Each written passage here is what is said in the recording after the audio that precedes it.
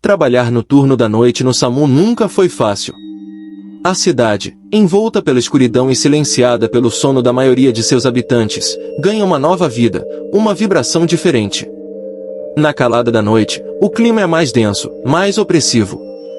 Talvez fosse apenas o cansaço, ou a solidão que permeia as ruas vazias, mas algo naquela noite parecia diferente, inquietante. Meu nome é Renato, sou paramédico há mais de 10 anos e já vi de tudo.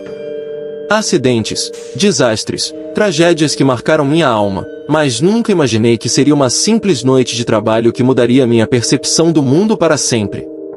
Era por volta de 2 da manhã quando recebemos uma chamada. Um acidente de carro na estrada velha, aquela que quase ninguém usa mais, exceto os moradores de áreas rurais ou viajantes que não conhecem bem a região. Algo no tom da voz da atendente me deixou alerta. Era um pedido de socorro urgente, mas com uma carga emocional diferente, algo que me fez sentir um arrepio percorrendo minha espinha. Chegamos ao local em cerca de 15 minutos. A neblina era tão densa que mal conseguíamos ver a estrada. Descemos da ambulância e começamos a procurar pelo veículo acidentado.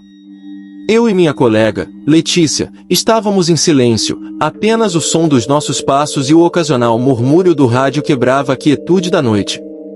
De repente, avistamos o carro. Ele estava em uma curva perigosa, meio capotado e parcialmente coberto pela vegetação rasteira. Pegamos nossas lanternas e fomos verificar. Não havia sinais de movimento dentro do veículo, o que me fez pensar no pior. Ao nos aproximarmos, algo chamou minha atenção. Havia uma figura em pé, um pouco afastada, à beira da estrada, observando-nos. No começo, pensei que fosse algum dos ocupantes do carro que conseguiu sair e estava desorientado, mas à medida que caminhávamos em direção ao veículo, a figura permanecia imóvel, apenas nos observando. O farol da ambulância não a iluminava completamente, e havia algo de errado com aquela silhueta. Letícia chamou pelo rádio para pedir reforços, e eu continuei a me aproximar do carro. Quando finalmente cheguei ao veículo, minha lanterna iluminou o interior, revelando 2 pessoas, um homem e uma mulher, ambos inconscientes, mas vivos. Trabalhamos rápido para retirá-los do carro, Letícia cuidando da mulher enquanto eu tentava estabilizar o homem. Foi então que ouvi um sussurro, quase como um lamento, vindo de perto. Olhei para Letícia, que também tinha parado por um momento e parecia ter ouvido a mesma coisa. Olhamos ao redor, e a figura que antes estava à distância agora estava muito mais próxima, mas ainda parcialmente oculta pela neblina. "Você viu aquilo?" perguntei, com a voz ligeiramente trêmula. "Sim", ela respondeu, hesitando. "Não sei o que é, mas me sinto estranha, como se algo estivesse nos observando." Voltamos a nos concentrar nos feridos, mas a sensação de que estávamos sendo observados não nos abandonava.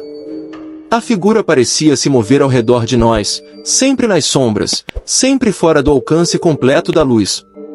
A cada vez que tentávamos focar nela, desaparecia na escuridão. Finalmente, conseguimos colocar os feridos na ambulância. Eu estava prestes a fechar as portas traseiras quando senti uma brisa fria passar por mim, uma brisa que parecia ter uma presença própria. O cheiro de terra molhada e algo mais, algo podre, invadiu minhas narinas, e foi então que percebi que a figura agora estava parada a poucos metros de mim.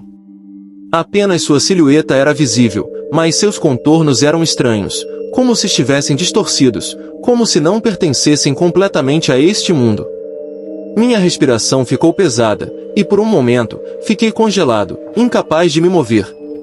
Então, ouvi um som. Um choro abafado, como de uma criança, vindo da direção da figura. Meu coração disparou, e sem pensar, dei um passo em sua direção, como se uma força invisível me atraísse. "Renato", Letícia gritou, me puxando de volta à realidade. "Vamos embora! Agora!" Sacudido pelo tom desesperado em sua voz, fechei as portas da ambulância e corri para o lado do motorista. Entramos no veículo e partimos rapidamente, deixando para trás aquela presença perturbadora. Enquanto dirigíamos de volta ao hospital, o rádio começou a chiar, emitiu sons distorcidos e captou o que parecia ser um murmúrio distante. Letícia olhou para mim, pálida, e desligou o aparelho. Não dissemos uma palavra durante o resto do caminho. Chegando ao hospital, entregamos os pacientes aos médicos e nos preparamos para retornar à base. Mas antes de partir, um médico se aproximou de nós com uma expressão confusa. "Vocês encontraram alguém mais na cena do acidente?" Ele perguntou. "Não", respondi, confuso. "Apenas os 2 feridos." Mas, o motorista relatou que havia uma terceira pessoa no carro, uma criança. Ele disse que ouviu ela chorando, mas não conseguiu encontrá-la após o acidente. Olhei para Letícia, e percebi que ela estava tão perturbada quanto eu. Algo naquele lugar, naquela noite, nos tocou de uma maneira que não conseguimos explicar.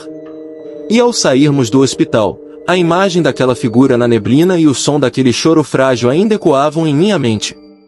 Até hoje, quando passo pela estrada velha durante a noite, sinto uma presença, algo que me observa das sombras. E, apesar do tempo que já se passou, nunca consegui esquecer aquela sensação. Nunca mais fizemos outro chamado naquele lugar, mas todos no SAMU sabem que a estrada velha é evitada a todo custo durante a noite. Algumas coisas, simplesmente, não podem ser explicadas.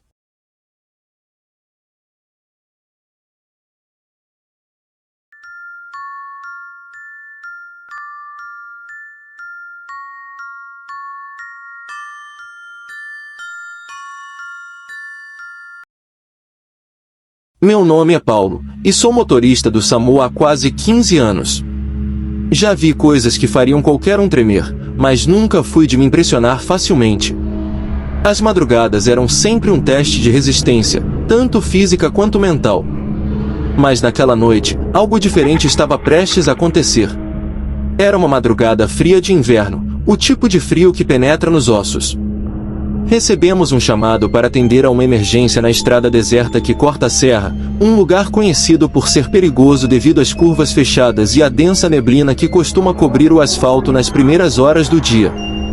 Quando o chamado veio pelo rádio, olhei para o meu colega, João, que estava no banco do passageiro. Ele, um enfermeiro experiente, apenas assentiu, e partimos. O relógio marcava 3h27 da manhã, e a estrada estava completamente vazia. Não era incomum, mas havia uma sensação diferente no ar, como se a própria noite estivesse nos observando. Conforme subíamos a serra, a neblina começou a se formar, tornando a visibilidade quase nula. O silêncio dentro da ambulância era palpável. João, geralmente falante, estava quieto, olhando fixamente para a estrada à frente, como se tentasse captar algo na escuridão. A estrada parecia mais longa do que o normal, como se estivéssemos dirigindo por horas, mas o relógio mal havia avançado alguns minutos. Finalmente, avistamos o carro acidentado, tombado em uma vala à beira da estrada. Paramos a ambulância e descemos com nossas lanternas em mãos. À medida que nos aproximávamos, um arrepio percorreu minha espinha. O carro estava completamente destruído, o teto amassado e as janelas estilhaçadas. Eu e João trocamos um olhar, cientes de que a situação poderia ser grave. Quando iluminamos o interior do veículo, vimos que estava vazio. Nenhum sinal dos ocupantes, apenas os bancos manchados de sangue seco. Isso era estranho. Verificamos ao redor, chamamos, mas não houve resposta. A neblina parecia se fechar ao nosso redor, tornando impossível ver além de alguns metros. "Paulo, isso está estranho", disse João, visivelmente desconfortável. "Onde estão os ocupantes? E por que o sangue está seco se o acidente foi reportado há pouco tempo?" Eu não tinha respostas. O rádio em meu cinto crepitou, emitindo um som estático que fez meu coração acelerar. Quando fui pegar o rádio para responder, senti uma brisa gélida que não parecia natural, como se algo tivesse passado por nós. Foi então que o rádio finalmente emitiu uma voz clara, mas não era a voz da central. Era um sussurro, quase inaudível, mas carregado de desespero. Ajuda! Eles estão aqui! O som fez meu sangue gelar. João me olhou com olhos arregalados, claramente ouvindo o mesmo que eu. Você ouviu isso? Perguntei, tentando manter a calma. Sim, mas quem é que está falando? Ele respondeu, com a voz trêmula. Antes que eu pudesse responder, algo chamou nossa atenção. Na beira da estrada, do outro lado da vala, uma figura apareceu. Era uma mulher, pálida, de cabelos longos e desgrenhados, vestindo uma camisola branca que parecia quase brilhar na escuridão. Ela nos olhava fixamente, com os olhos cheios de tristeza, quase como se estivesse em um transe. Meu Deus, quem é ela? João murmurou, dando um passo para trás. Eu não sabia o que fazer. Ela não parecia real, mas estava ali, parada, nos observando. Quando dei um passo em sua direção, ela simplesmente virou e começou a caminhar para dentro da mata densa que ladeava a estrada. Vamos atrás dela, ela pode ser uma das vítimas, disse, tentando ignorar o instinto que me dizia para ficar longe. João hesitou, mas me seguiu.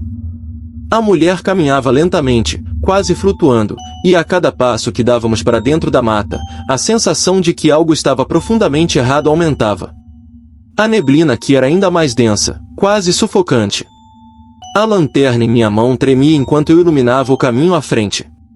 Seguimos a mulher por alguns minutos, até que ela parou abruptamente em frente a uma grande árvore retorcida.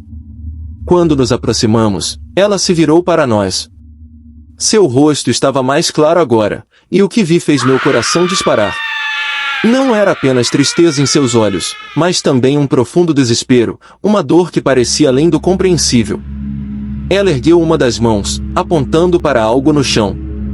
Quando olhei, percebi que havia algo enterrado parcialmente na terra. Ajoelhei-me para verificar, com João ao meu lado, igualmente perturbado. Começamos a escavar com as mãos, a terra fria e úmida grudando em nossos dedos.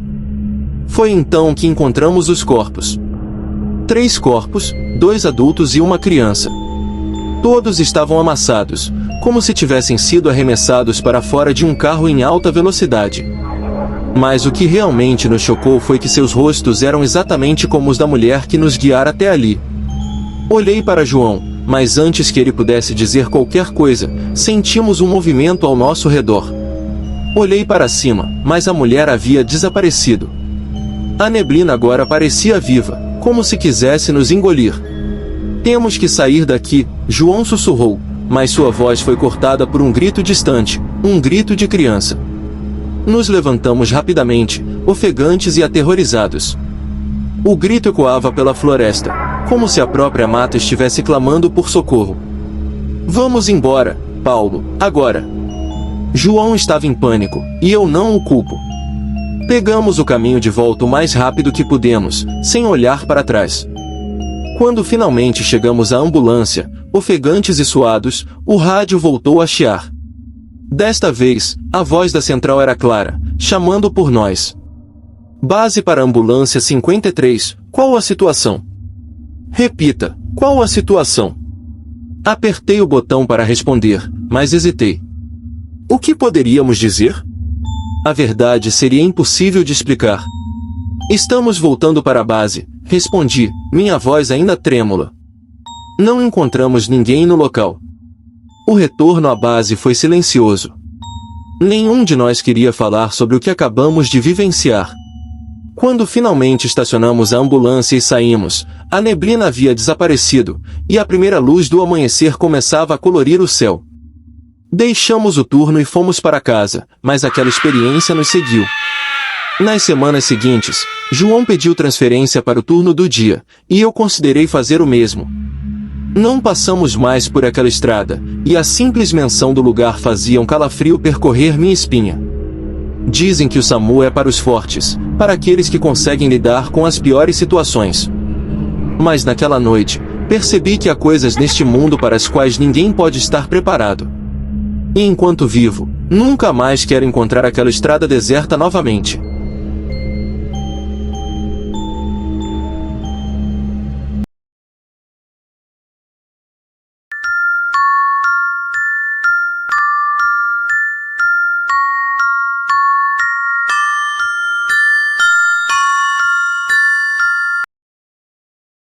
Meu nome é Júlio, e trabalho como paramédico no SAMU há quase uma década.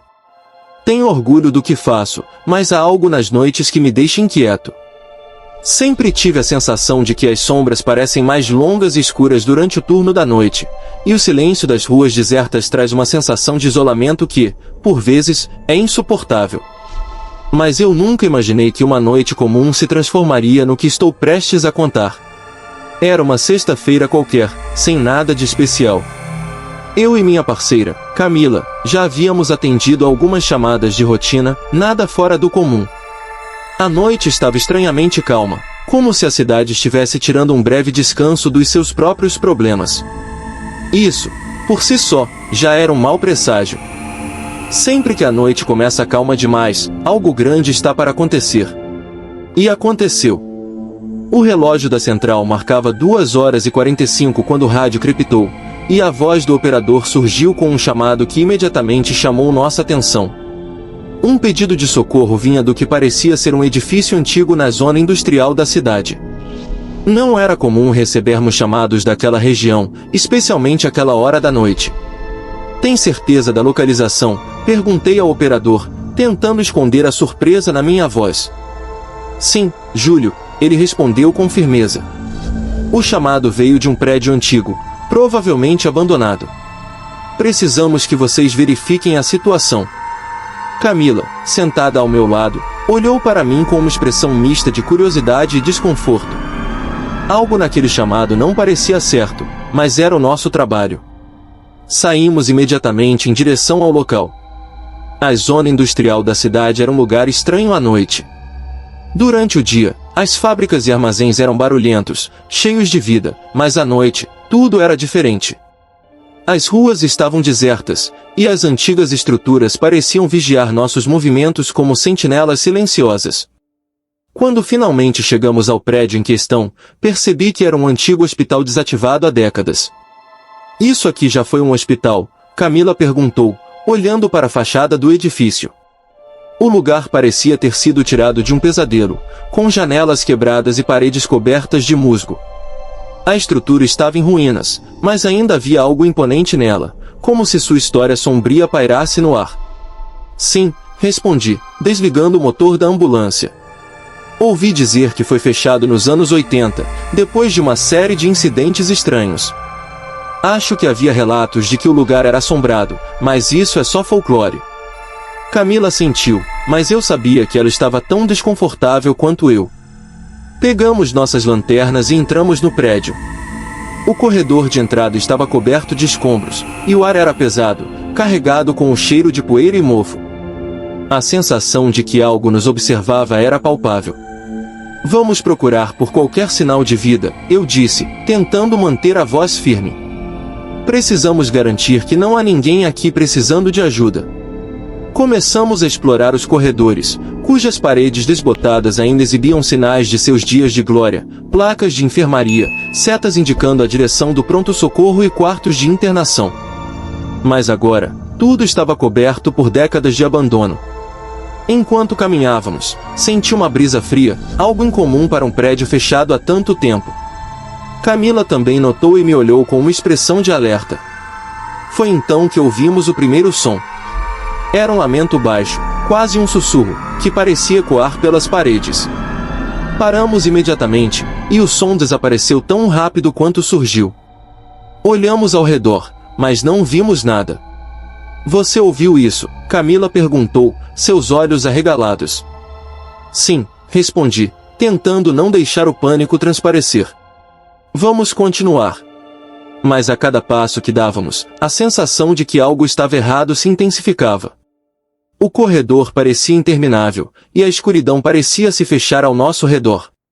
As sombras dançavam à luz de nossas lanternas, criando formas que desafiavam a lógica.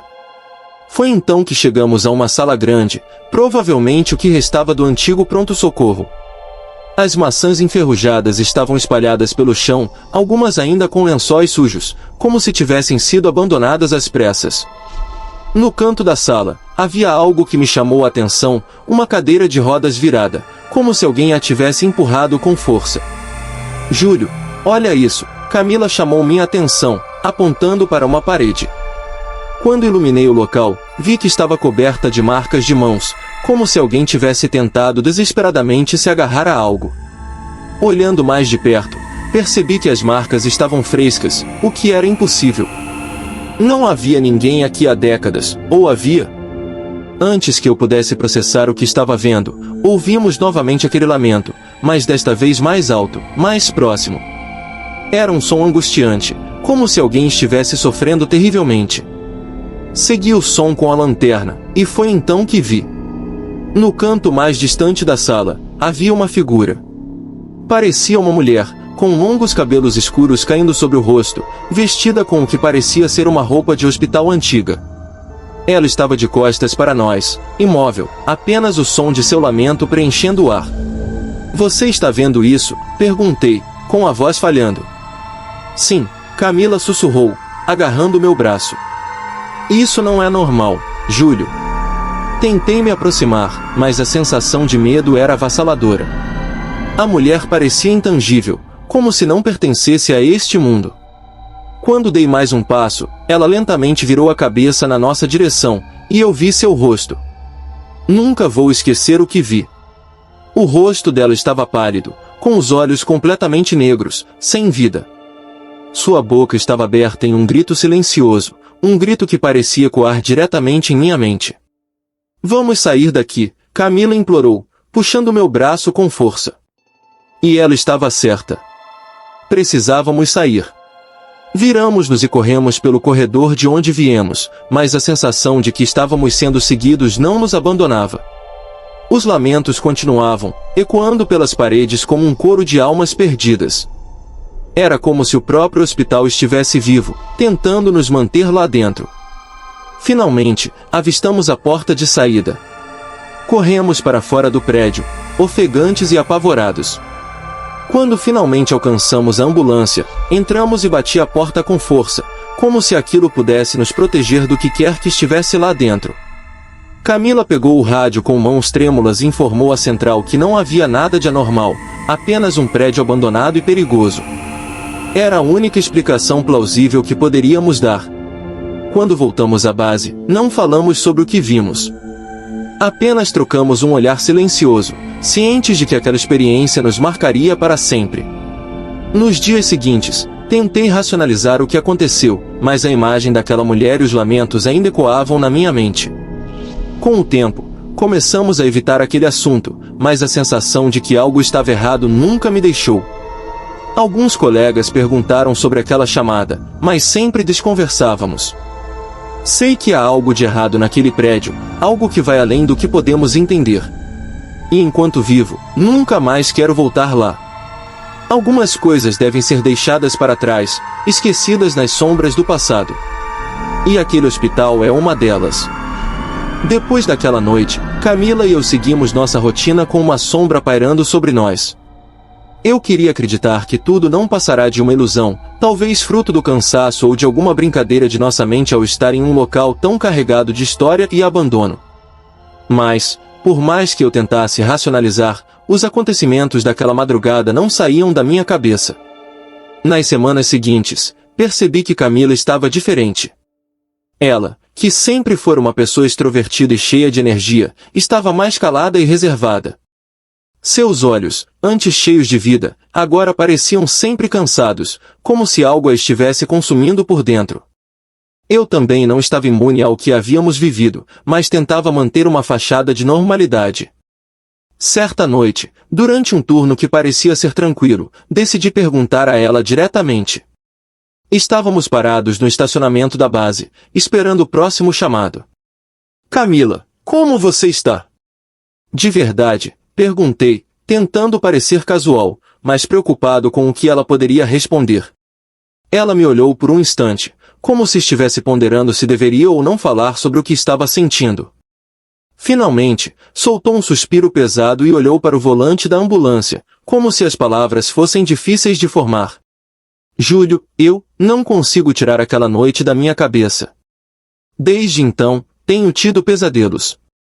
Sonho com aquela mulher, ou o que quer que fosse aquilo. Ela aparece em todos os lugares, me observando com aqueles olhos vazios, e sinto que ela quer me dizer algo, mas nunca consigo entender o que é. Seu relato me deu um calafrio. Eu também havia tido sonhos perturbadores desde aquela noite, mas nada comparado ao que ela estava descrevendo. Antes que eu pudesse responder, o rádio emitiu um ruído, nos tirando daquela conversa desconfortável. Um novo chamado. Mas algo no tom do operador me deixou alerta. Ambulância 43, temos uma emergência na zona industrial. Possível caso de envenenamento, precisamos que vocês sigam imediatamente para o local.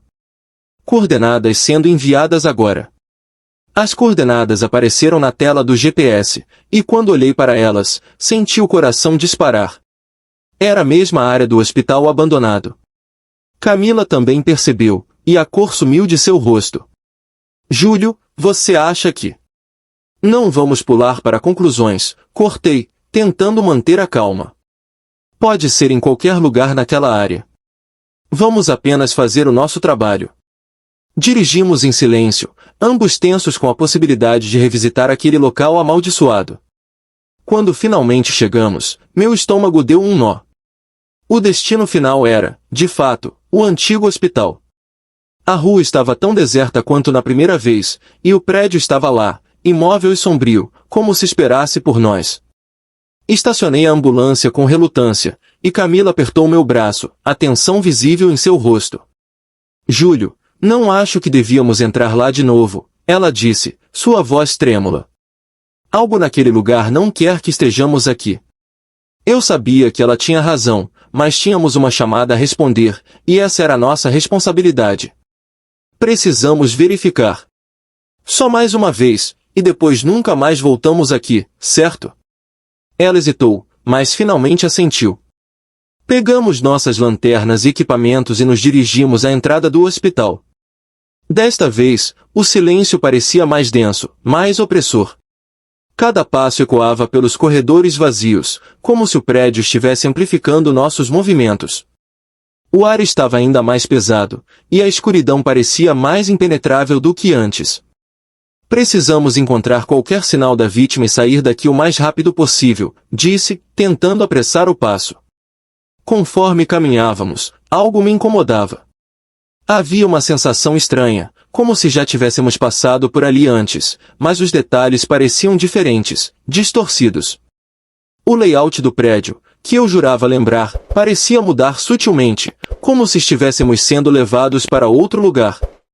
Finalmente, chegamos a uma área que não havíamos explorado na última vez, o que parecia ser o antigo refeitório do hospital. As mesas de metal estavam enferrujadas e viradas, e o chão estava coberto de escombros. No canto, avistamos uma figura, deitada no chão. Corremos para verificar, mas quando iluminamos o local, vimos que não era uma pessoa. Era uma boneca, velha e desgastada, com os olhos de vidro quebrados. O ar ao nosso redor pareceu se tornar ainda mais frio, e eu senti um calafrio percorrer minha espinha. O que é isso? Por que está aqui? Camila perguntou, claramente perturbada. Antes que eu pudesse responder, ouvimos um barulho vindo de trás de nós. Algo estava se movendo no corredor. Viramos rapidamente as lanternas, mas não havia nada ali. Vamos sair daqui, eu disse, meu instinto gritando para abandonar o local. Camila concordou, e começamos a voltar pelo caminho que viemos. Mas a cada passo, a sensação de que estávamos sendo observados se intensificava. Era como se o próprio prédio estivesse vivo, pulsando ao nosso redor. Foi então que ouvi novamente aquele lamento, o mesmo que ouvimos da primeira vez. Só que agora, ele parecia vir de todos os lados, envolvente, como se estivéssemos cercados por ele. Corremos pelo corredor, tentando alcançar a saída, mas quanto mais rápido nos movíamos, mais o som parecia nos perseguir. De repente, as luzes de nossas lanternas começaram a falhar, piscando e apagando, deixando-nos em uma escuridão quase total. Júlio, onde está a saída? Camila gritou, o pânico evidente em sua voz. Eu não sabia. O corredor parecia ter mudado, como se estivéssemos em um labirinto que se reconfigurava. A escuridão ao nosso redor se tornou sufocante, e os lamentos, agora mais próximos e desesperadores, pareciam estar dentro de nossas cabeças. Foi então que vimos. Na penumbra, figuras começaram a se formar. Eram sombras, mas com formas humanas, movendo-se lentamente em nossa direção. Seus rostos eram indistinguíveis, mas suas presenças eram opressoras, como se estivessem nos caçando. "Corre!" gritei, pegando Camila pelo braço e tentando arrastá-la em direção ao que eu esperava ser a saída. Mas os corredores não faziam mais sentido. Estávamos correndo em círculos, presos em um pesadelo que parecia não ter fim. As sombras nos seguiam, seus movimentos sincronizados com os nossos, cada vez mais próximas. Finalmente, em um último esforço desesperado, arrombamos uma porta e caímos para fora do prédio. O ar fresco da noite nos envolveu, e por um momento, tudo ficou em silêncio. Olhei para trás, esperando ver aquelas figuras nos seguindo, mas o prédio estava imóvel, como se nada tivesse acontecido. Camila estava de joelhos, ofegante e em choque. Eu mal conseguia pensar, minha mente ainda tentando processar o que havíamos acabado de vivenciar. Sem trocar mais palavras, entramos na ambulância e deixamos o local o mais rápido que pudemos. Quando chegamos à base, não falamos com ninguém, apenas entregamos nosso relatório dizendo que não encontramos nada. Mas sabíamos que a verdade era muito mais sombria. Nos dias que se seguiram, eu pedi transferência para o turno do dia. Camila fez o mesmo. Nós nunca mais falamos sobre aquela noite, mas o silêncio entre nós dizia tudo. Aquele hospital, aquele lugar, não era apenas um prédio abandonado. Algo habitava lá, algo que não queria ser perturbado. E eu sabia, no fundo, que nunca realmente escapamos daquele lugar. Algo de lá havia nos seguido para sempre, preso em nossas memórias, assombrando nossos sonhos e nos lembrando que há coisas neste mundo que deveriam ser deixadas em paz.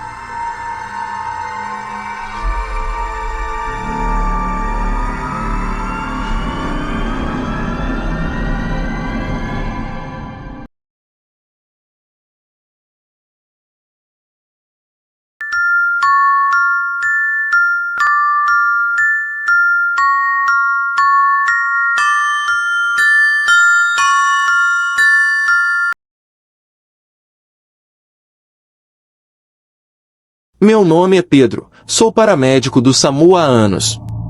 Em todos esses anos, já vivenciei situações que colocariam à prova qualquer um, mas o que aconteceu naquela noite me marcou de uma forma que jamais conseguirei esquecer. Não foi um acidente de trânsito, nem uma emergência médica comum. Foi algo que transcendeu a lógica, algo que mexeu com minha alma de um jeito que nunca imaginei ser possível. Era uma terça-feira, e como qualquer outra, meu parceiro, Carlos, e eu estávamos de plantão. A cidade estava tranquila, quase silenciosa. Já passava das 3 da manhã, e a noite havia sido estranhamente calma, sem muitas chamadas. Estávamos sentados na base, conversando sobre trivialidades, quando o rádio interrompeu nosso papo com um estalo súbito. "Pedro, Carlos, temos uma ocorrência em um prédio abandonado no centro da cidade. Relataram que uma criança está presa lá dentro, possível caso de abandono ou violência. A polícia está a caminho, mas precisam que vocês verifiquem o estado da criança e a tirem de lá." Eu franzi a testa. Um prédio abandonado? Aquela área do centro era conhecida por ter vários prédios antigos, muitos deles condenados e vazios há anos. Era difícil imaginar uma criança ali, ainda mais a essa hora. Mesmo assim, aceitei o chamado sem hesitar. Aquilo parecia sério, e qualquer minuto podia ser crucial. Carlos e eu nos dirigimos ao local rapidamente. Quando chegamos, o cenário era exatamente o que eu esperava, um prédio antigo, com mais de 5 andares, de fachada cinzenta e janelas quebradas. A estrutura estava cercada por grades enferrujadas, e o portão principal estava aberto, como se alguém tivesse forçado a entrada. "Isso não parece nada bom", Carlos murmurou, enquanto olhava para a escuridão do prédio. "Vamos achar essa criança e sair daqui", respondi, tentando ignorar a sensação de desconforto que começava a crescer no meu estômago. Entramos no prédio, iluminando o caminho com nossas lanternas. O cheiro de mofo e podridão era quase insuportável, e o som dos nossos passos ecoava nos corredores vazios, tornando o silêncio ainda mais opressor. O ar era denso, pesado, e uma sensação de estar sendo observado me incomodava cada vez mais. Você ouviu isso? Carlos parou de repente, erguendo a mão. Fiquei em silêncio, ouvindo atentamente.